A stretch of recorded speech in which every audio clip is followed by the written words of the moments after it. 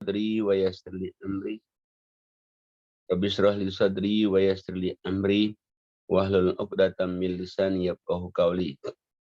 Rabbi zidni ilma, Rabbi zidni ilma, Rabbi zidni ilma. Rabbi a'udzubika min hamazati syayatin wa a'udzubika rabbi ayyahdurun. Rabbi anzilni munzalan mubaraka wa anta khairul munzilin. Allahumma shalli ala Muhammad wa ala Muhammad kama shallaita ala Ibrahim wa ala Ibrahim fil alamin innaka Hamidum Majid. Assalamualaikum warahmatullahi wabarakatuh. Kita akan bahas surat 26 ayatnya 90 sampai 109. A'udzubillahi minasyaitonirrajim. Bismillahirrahmanirrahim. Wa uzlifatil jannatu lil muttaqin wa burrizatil jahimu lil ghawin wa qila lahum aina ma kuntum ta'budun min dunillahi hal yansurunakum aw yantasirun. Sadaqallahul azim. Jadi Allah memberitahukan kepada kita di hari itu setelah hari kiamat, setelah padang mahsyar, maka didekatkanlah surga itu kepada orang-orang bertakwa. Siapa saja orang bertakwa itu didekatkan kepada surga. Berarti dia akan masuk surga. Dan diperlihatkanlah dengan jelas neraka jahim kepada orang-orang yang sesat. Sedangkan neraka jahim diperlihatkan kepada orang-orang yang sesat. Sedangkan orang beriman diperlihatkan kepada surga.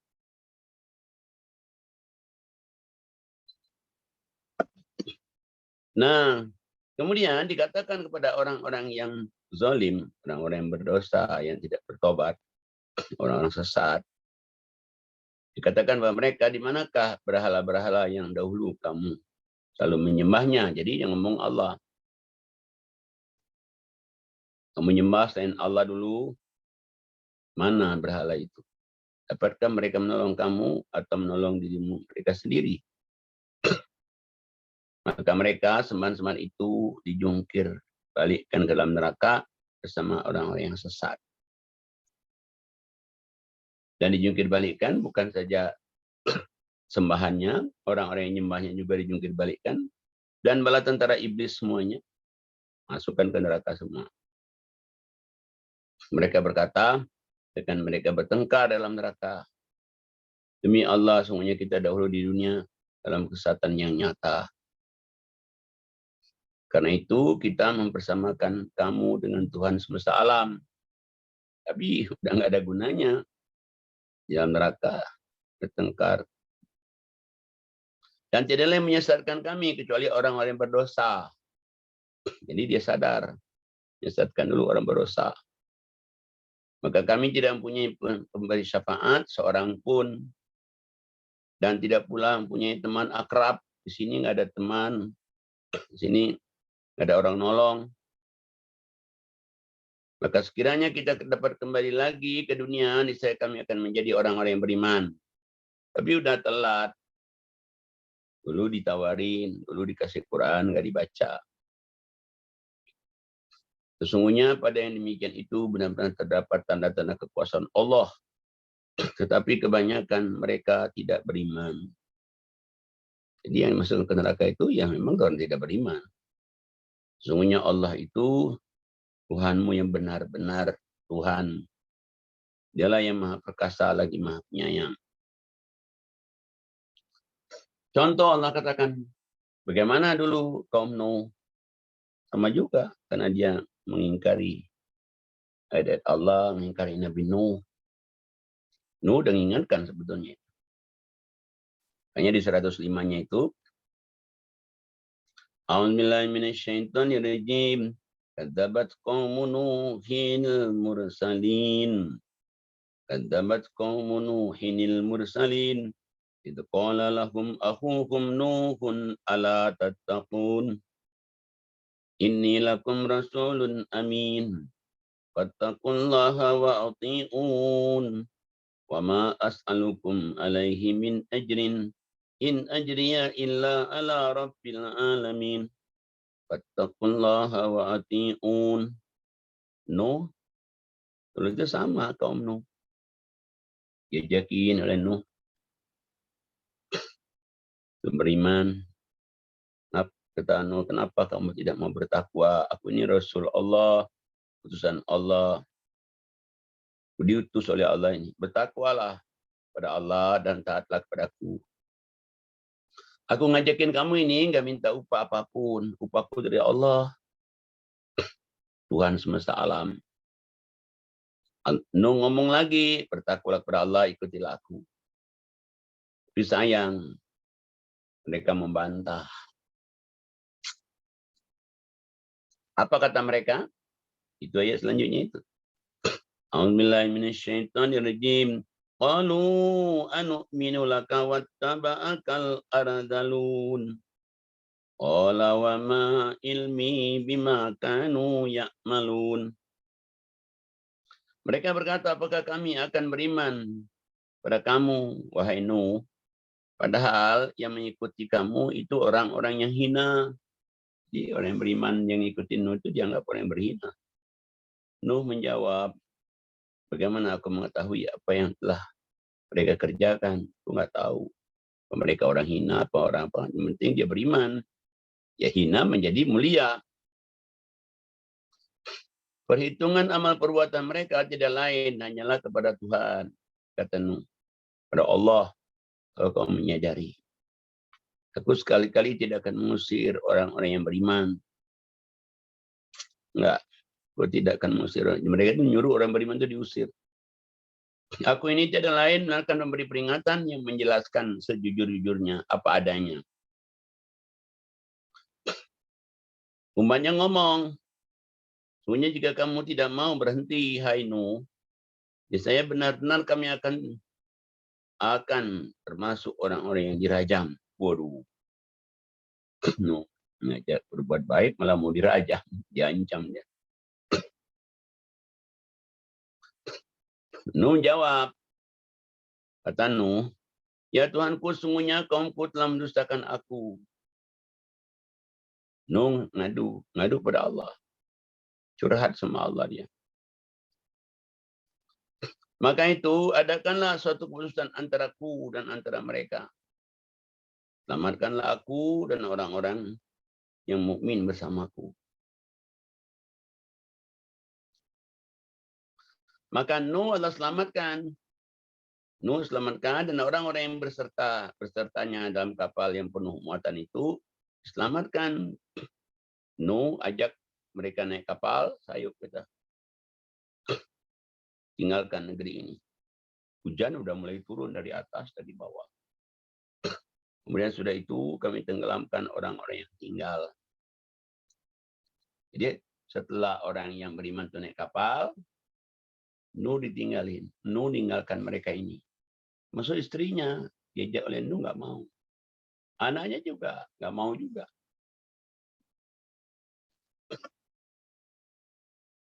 Nah, yang demikian itu akan merupakan suatu tanda sebetulnya itu. Yang demikian itu benar-benar terdapat kekuasaan Allah. Tetapi kebanyakan mereka masih tidak mau beriman juga. Sesungguhnya Tuhanmu dialah yang maha perkasa, lagi maha penyayang. Kayaknya cerita Nabi Nuh itu satu surat. Suratnya surat 71. Surat itu cerita Nabi Nuh semua. Dan Nuh ngajakin mereka itu bukan setahun 2 tahun. Usia Nabi Nuh itu Allah sebutkan dalam surat 29, 14, 15. Usianya itu dalam 1000 kurang 50. Berarti 950 tahun. Tapi ya sedikit yang ngajakin, yang mengikut Nuh beriman itu sedikit sekali. Jadi kalau misalnya Nuh itu jadi Rasul umur 40, berarti usianya kan 950 tahun. Berarti dia jadi Rasul itu 910 tahun ngajakin orang. Tapi hasilnya itu sedikit sekali. Nah, sebetulnya kejadian Nabi Nuh ini pelajaran. Pelajaran untuk orang-orang yang akan datang. Tapi banyak yang tidak menjadikan itu suatu pelajaran, sayangnya. Nah, untuk lebih jelasnya, itu coba kita lihat dulu surat 29. Surat 29. Ayatnya 14-15.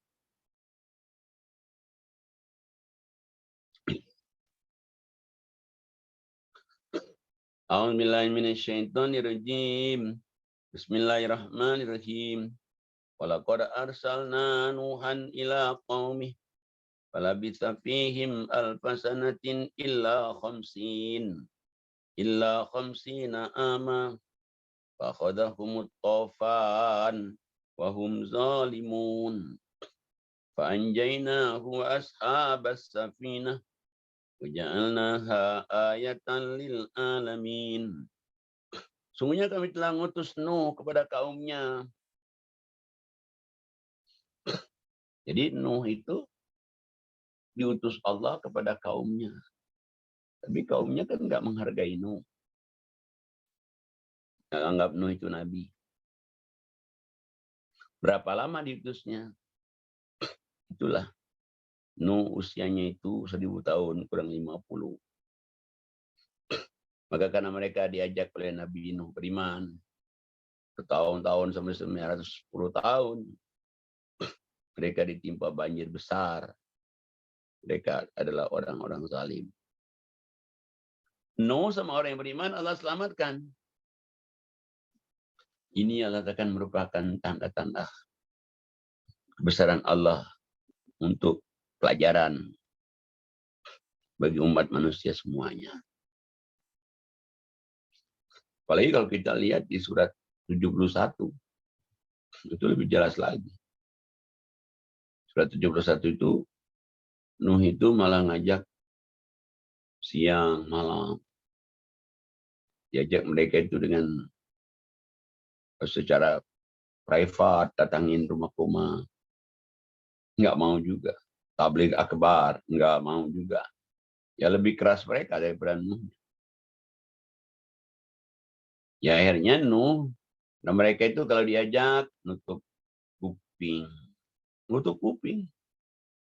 Gereja beriman ada yang bajunya ditutupi ke muka, saking bencinya itu. Nuh udah ngajak mereka, ayo kalau kamu ini mau beriman, kita ini musim kemarau, nanti turun hujan. Ayo kalau kamu beriman, kamu yang susah, akan dikayakan Allah, akan dibanyakkan rezekinya. Tapi enggak juga. Ya memang kalau orang enggak dapat petunjuk, ya begitu kan. Ya sama juga kita sekarang ngajakin orang misalnya. Ngajakin ngaji, ngajakin sholat, ngajakin ibadat. Ya kalau enggak ada petunjuk Allah, enggak akan ikut ya. Meskipun banyak contoh, orang enggak sholat banyak contohnya, orang enggak ngaji, enggak infak itu banyak contoh. Tapi mereka itu menutup diri. Tapi kan akibatnya kan karena mereka menutup diri di dunia, dia hidupnya galau, di akhirat lebih galau lagi.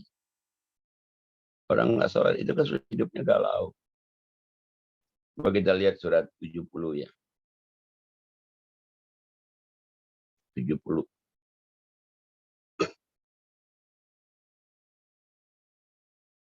Ayatnya 19. A'udzubillahi minasyaitonirrajim.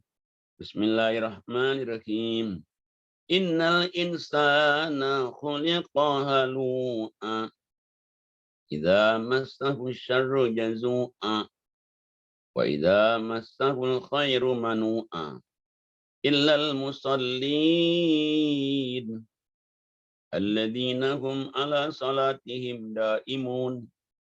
Walladzina fi amwalihim haqqum ma'lum. Lisa'ili wal mahrum. Shadaqallahul azim. Allah katakan manusia itu, semuanya itu, hidupnya itu ya galau. Hidupnya itu sombong. Kalau dia dapat rezeki banyak, zikir, kata Allah. Apalagi dapat musibah, waduh lebih kelepok-kelepok lagi hidupnya. Tapi Allah katakan manusia itu, kalau dia misalnya dicoba oleh Allah, ya dia malah ngeluh, malah nyalain Allah, nyalain teman, nyalain saudara. Padahal sebetulnya Allah katakan tuh ada orang yang tidak begitu. Siapa? Kalau orang itu sholat. Satu, sholat. Yang kedua, kalau sholatnya continue, terus dia sholat. Yang ketiga, Allah katakan orang-orang yang selalu kalau dapat rezeki, dia sediakan dalam rezeki itu. Ada hak orang lain. Setiap dapat rezeki banyak, rezeki sedikit, yang dapat rezeki, cekir.